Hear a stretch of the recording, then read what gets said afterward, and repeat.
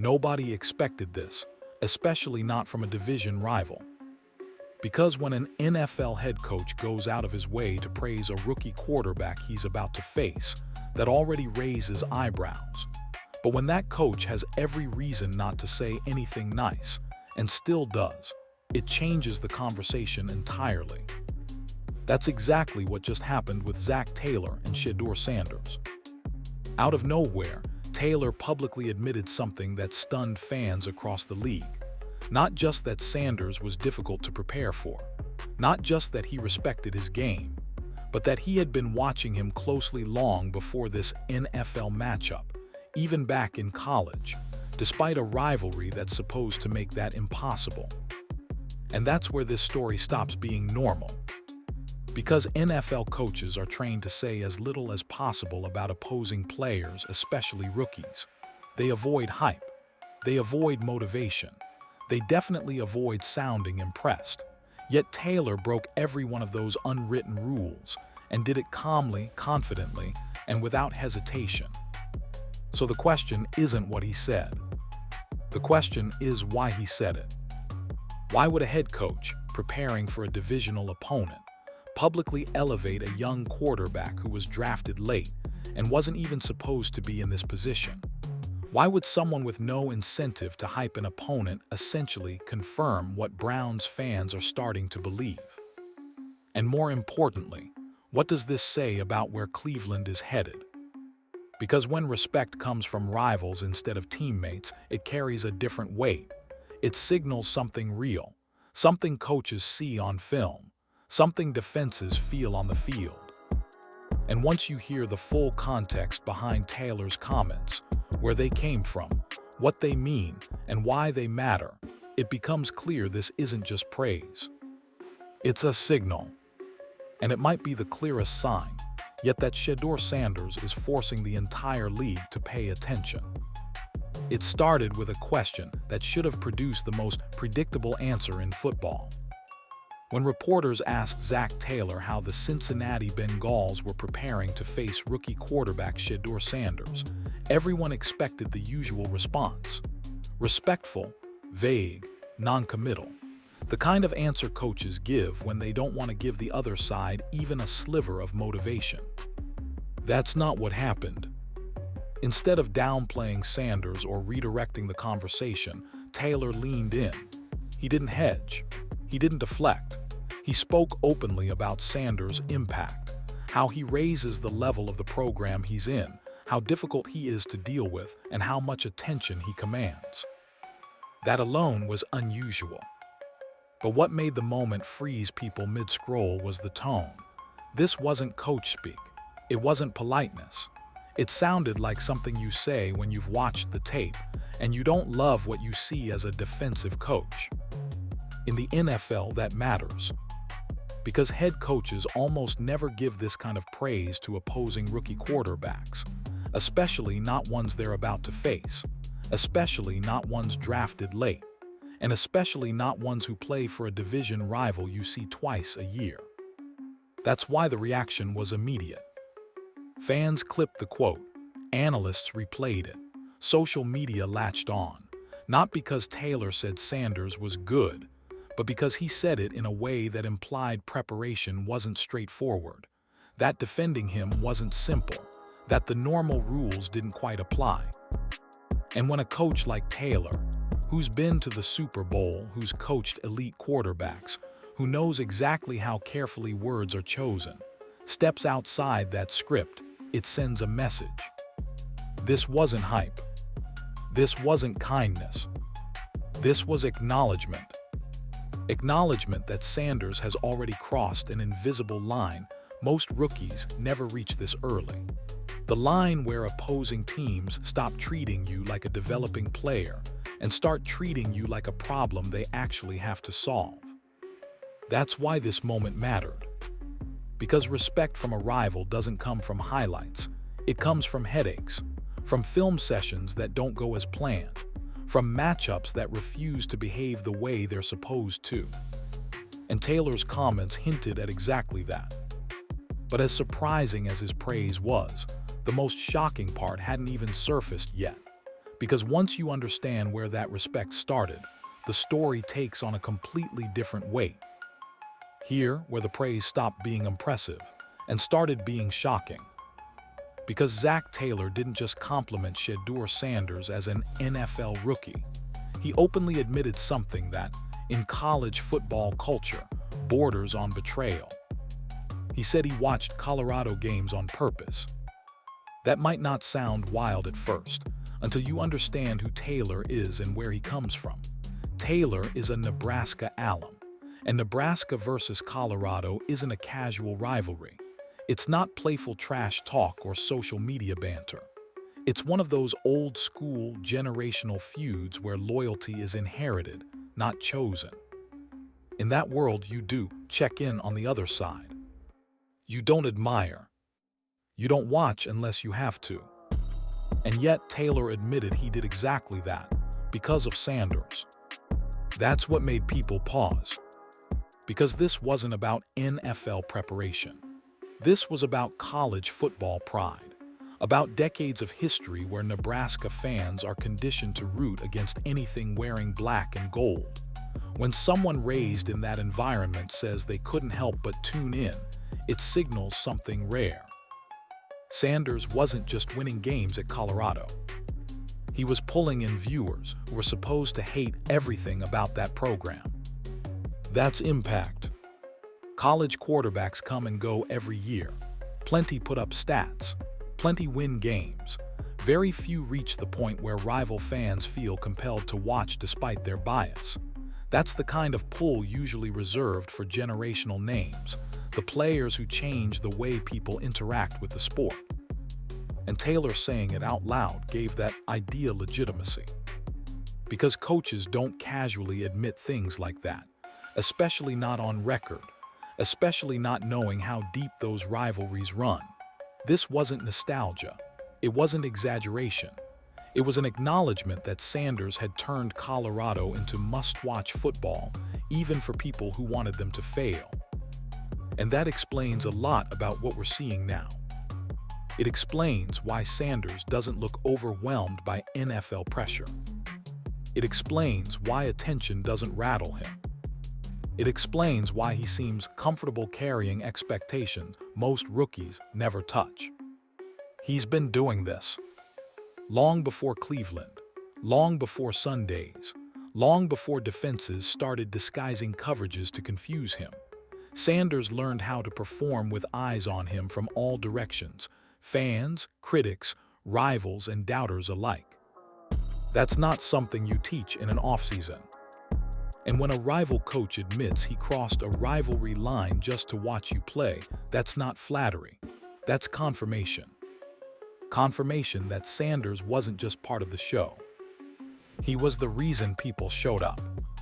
And once you accept that, the next part of this story becomes even more telling, because Taylor's respect didn't stop with the past. It carried directly into how he sees Sanders right now. What made this moment resonate across the league wasn't nostalgia or college memories. It was the fact that Zac Taylor spoke about Shedeur Sanders as a present-day problem, not a future project. Taylor didn't frame Sanders as a feel-good story. He didn't talk about potential or upside.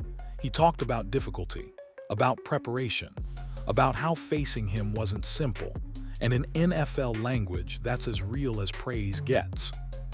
Coaches don't respect resumes. They respect complications. When a head coach says a quarterback is hard to deal with, what he's really saying is the film doesn't cooperate. The looks don't stay clean. The tendencies don't line up the way they're supposed to. Defensive calls that usually work suddenly feel risky. And for a rookie, that's rare territory. Because most young quarterbacks are predictable early. They stick to first reads. They hesitate against pressure. They struggle when defenses disguise coverage. Defensive coordinators love rookies because the game is usually ahead of them. Sanders flipped that expectation. Instead of looking overwhelmed, he's looked composed. Instead of panicking when protection breaks down, he's made calm decisions. Instead of forcing throws to prove something, He's taken what defenses give him and moved the offense forward. Those aren't flashy traits, but they're exactly what frustrate opposing staffs. That's why Taylor's words carried weight. This wasn't hype meant for the cameras.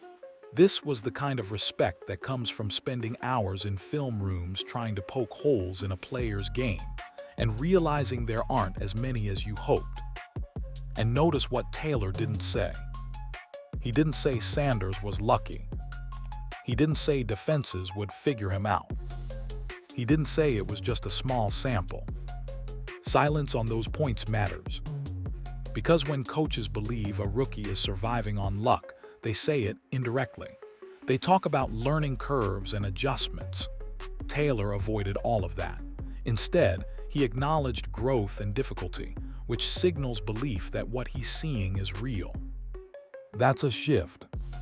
It means Sanders has already moved from the evaluation category into the preparation category, from someone you test to someone you respect. And once that happens, the league starts responding differently.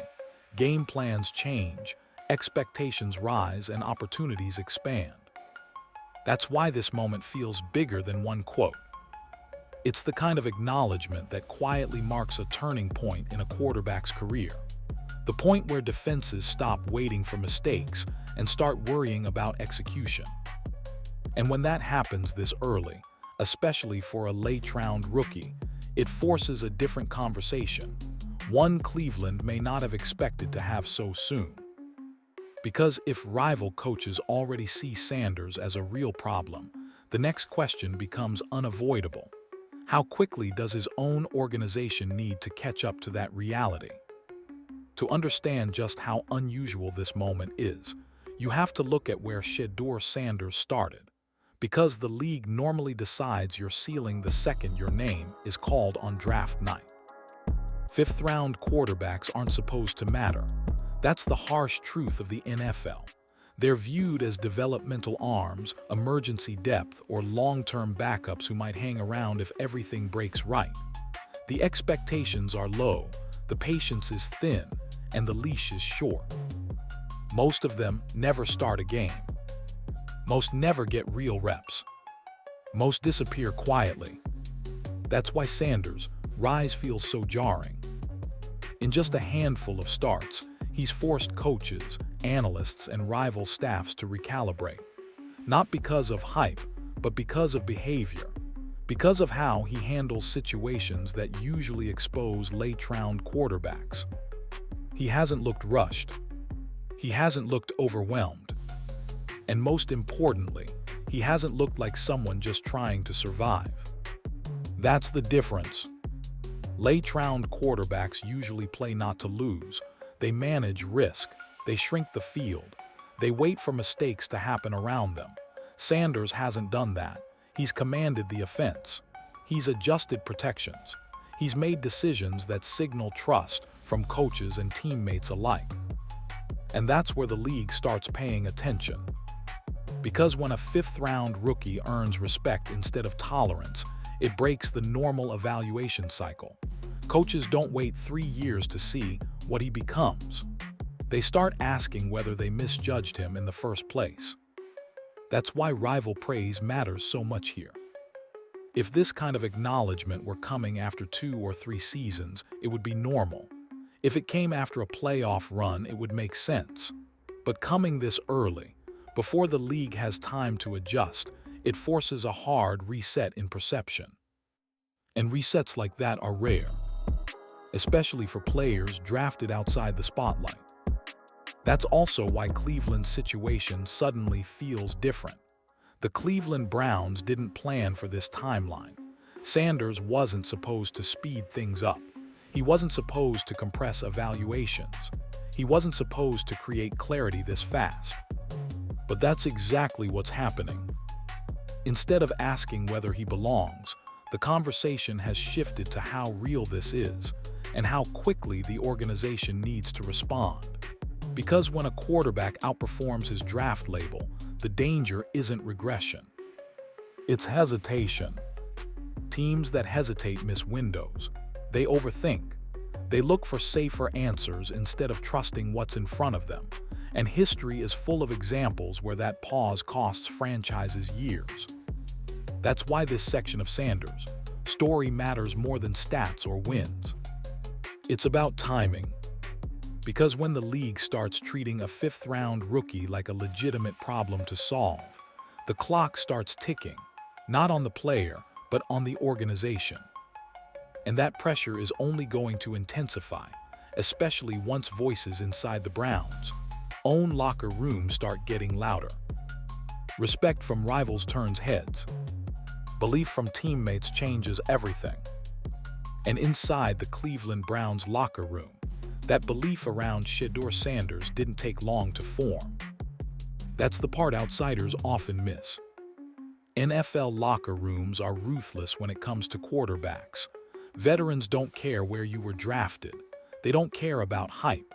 They care about one thing: can you help us win, and do we trust you when things go sideways? If the answer is no, the room goes cold fast. That didn't happen with Sanders. Instead, players started talking about growth, about consistency, about leadership. And when teammates choose those words on their own, it's usually because they've felt it in real time. One of the clearest examples came from Dylan Sampson, who spoke openly about what Sanders brings to the huddle. He didn't hype him up with cliches. He talked about week-to-week improvement, about effort, about how guys respond to him. Those details matter more than praise, because improvement means the game isn't too fast. Effort means teammates see accountability, and response means trust is forming. For a rookie quarterback, especially one drafted late, that combination is rare. Most young players are just trying to keep their heads above water. Sanders is already influencing how others prepare and how the offense carries itself. And that's when a quarterback stops being the guy filling in and starts becoming the guy people rally around. Leadership like that can't be forced. You don't announce it. You don't assign it. It shows up when players listen in the huddle, when they don't check out after mistakes, when they believe the next drive can be different even in a lost season. That's why this timing matters. Cleveland's year hasn't gone the way anyone hoped. Playoff dreams faded early. Frustration crept in. In situations like that, locker rooms usually fracture. Morale dips.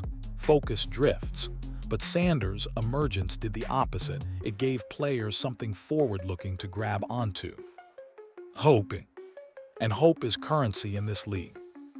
When players believe the quarterback is figuring it out, they work harder. They stay locked in. They buy into systems that might otherwise get tuned out. That's how momentum quietly starts, even without wins stacking up. This is why internal belief is more dangerous to ignore than outside noise. Because once a locker room starts backing a quarterback, the organization eventually has to answer a simple question. Are we building around what our players believe in, or are we ignoring it? And that question is about to get louder, because belief alone isn't enough unless it translates on the field. Which brings us to the stretch of games that changed how Cleveland views its future, and why Sanders' impact has gone far beyond expectations. For Cleveland, this season was never supposed to turn into anything more than damage control.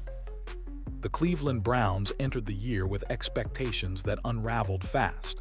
Injuries, inconsistency, and stalled offense pushed them into familiar territory.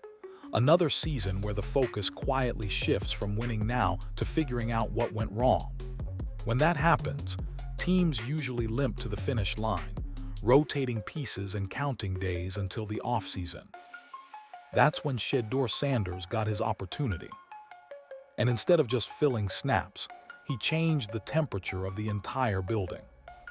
What mattered most wasn't just yardage or efficiency, it was timing. Sanders stepped in when belief was lowest and gave the organization something it didn't expect to feel again so soon: direction. Suddenly, games weren't just about surviving quarters. They were about evaluation with purpose. That shift is subtle but powerful.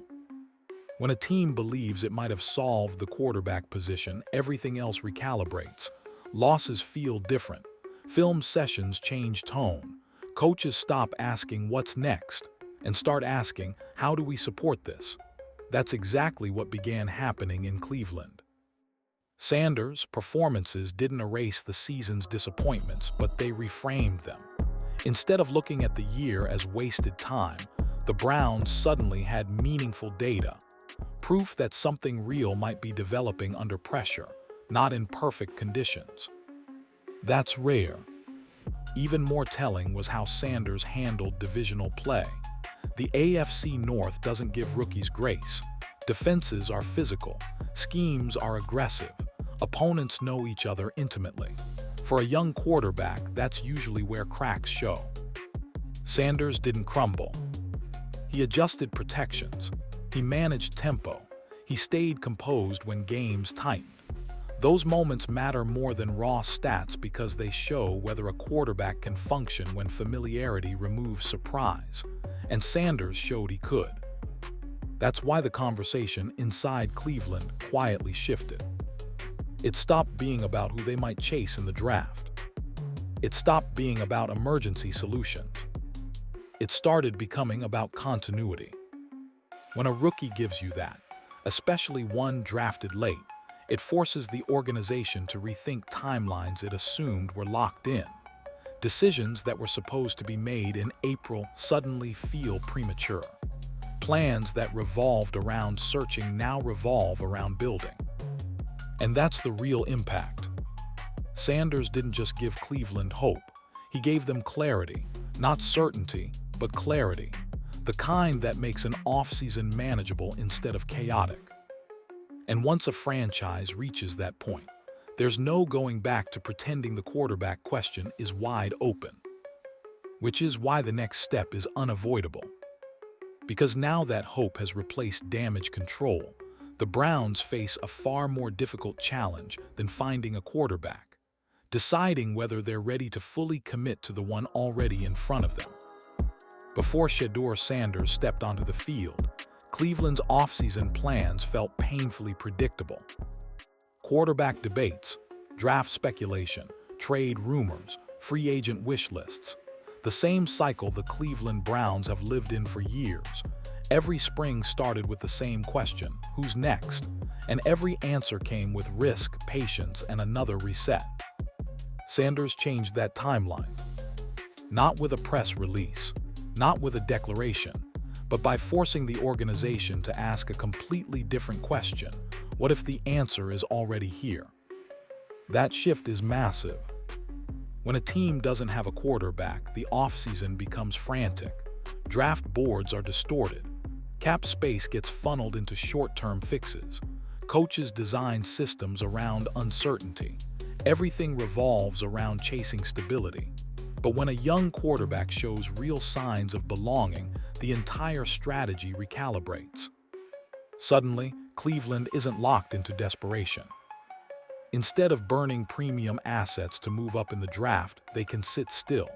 Instead of gambling on another unproven arm, they can invest in protection. Instead of hopping chemistry develops, they can accelerate it. Sanders' emergence doesn't just influence one position, it simplifies everything else.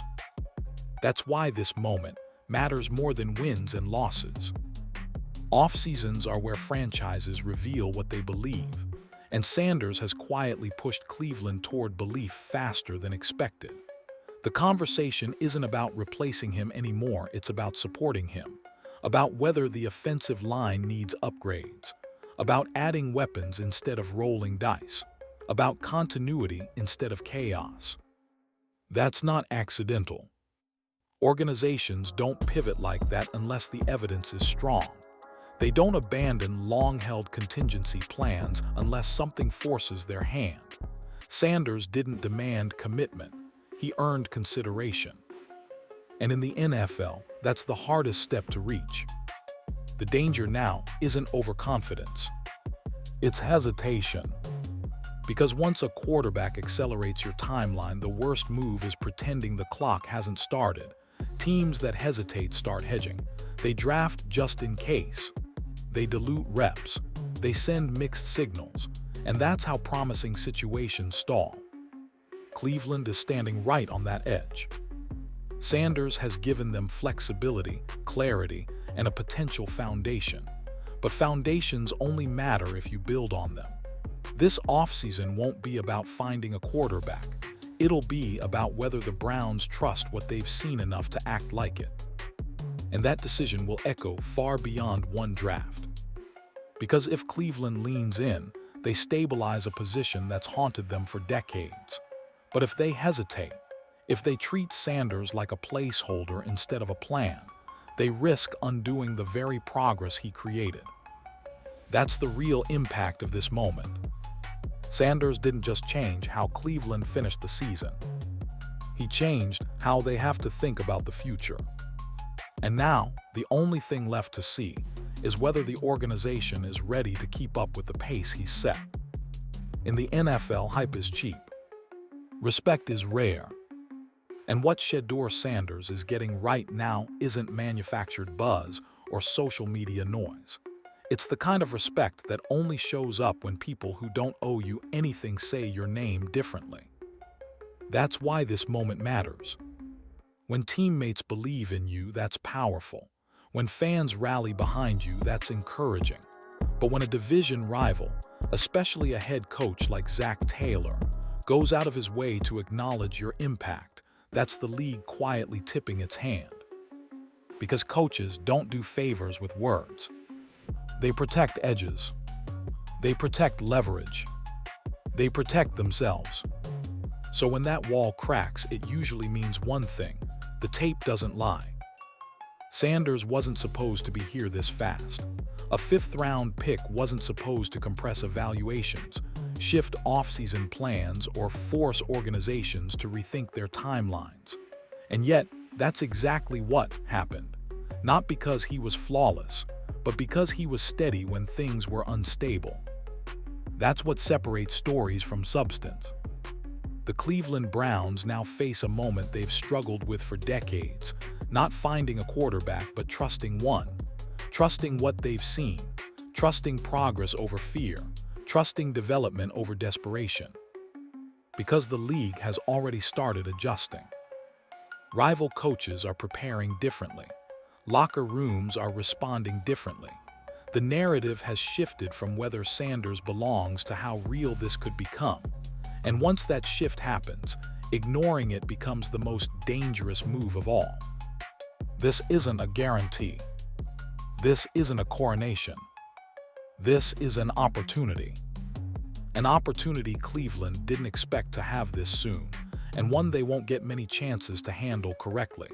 Sanders has done the hard part. He's earned attention without demanding it. He's earned belief without forcing it. And he's earned respect from people who have no incentive to give it. Now the responsibility changes hands. Because quarterbacks don't decide whether franchises break cycles, organizations do. And years from now, when this stretch is looked back on, the story won't be about draft position or early expectations. It'll be about a moment when the league quietly signaled something was real. And whether Cleveland listened. Respect is the loudest signal the NFL gives. And right now, Shedeur Sanders is getting it.